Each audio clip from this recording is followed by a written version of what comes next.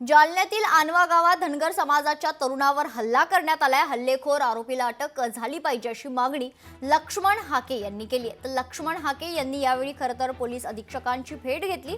आरोपीला अटक न झाल्यास निषेध मोर्चा काढू अशी माहिती देखील लक्ष्मण हाके यांनी दिली आहे। लक्ष्मण हाके यांनी खरतर मनोज जरांगे यांच्यावरही टीका केलेली आहे। अंतरवाली सराटीत मंडप मारायचा आणि फुकट प्रसिद्धी मिळवायचं काम जरांगे करतात अशा शब्दात लक्ष्मण हाके यांनी मनोज जरांगे यांच्यावर टीका केली। अधिवेशन सुरू झालं की मनोज जरांगे यांची प्रकृती खालावते अशा शब्दात लक्ष्मण हाके यांनी हल्लाबोल केलाय।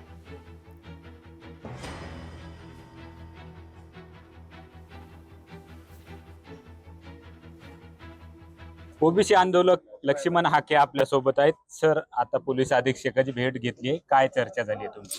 पोलीस अधीक्षकांशी आमची चर्चा अशी झालेली आहे की आमच्या कैलास बोराडे नावाच्या तरुणाला त्याच्यावरती जो जीवघेणा आणि माणुसकीला काळीमा फासणारा हल्ला झालाय, जो लोखंडी रॉडद्वारे पार्श्व भागात खुपसून त्याला जीवे मारण्याचा प्रयत्न महाशिवरात्रीच्या दिवशी महादेवाच्या मंदिरासमोर, ही जी माणुसकीला काळीमा फासणारी घटना आहे, या घटनेच्या विरोधामध्ये आज आम्ही एसपींना भेटलेलो आहोत।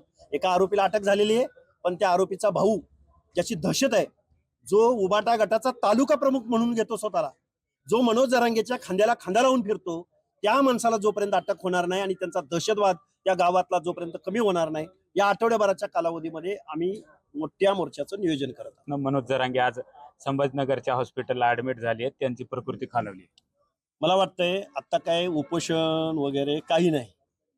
काय असतं, अंतरवली सराटीमध्ये मंडप मारायचा आणि मीडियाला सगळ्या बोलवून घ्यायचं आणि मीडियामध्ये कायम फुकट प्रसिद्धीला चटावलेला हा मनोज जरांगे अधिवेशनाच्या दरम्यान अनेक मंत्र्यांकडे अनेक प्रश्नांकडे लक्ष जातं। मग अधिवेशनाच्या दरम्यानच अधिवेशन सुरू झालं की हे गॅलेक्सी हॉस्पिटलला काय ऍडमिट होतात, तर परत मीडियाचा फोकस आपल्याकडे जावा। हे साधं सोपं लॉजिक मनोज जरांगेंचं आहे। आणि मला वाटतंय जर मीडिया एक 10 दिवस जर मनोज जरांगेकडे गेला नाही ना, तर मनोज जरांगे असा पाण्याच्या बाहेर मासा पडल्यानंतर जसा तडपडतो तसा तडपडेल। आरोपीला अटक न झाल्यास आणखी तीव्र स्वरूपाचं आंदोलन जालन्यात छेडणार असल्याचा इशारा लक्ष्मण हाके यांनी दिलाय। सुधाकर जाधव, लोकशाही मराठी, जालना। लोकशाही मराठी ऐका, पहा, जागरूक रहा।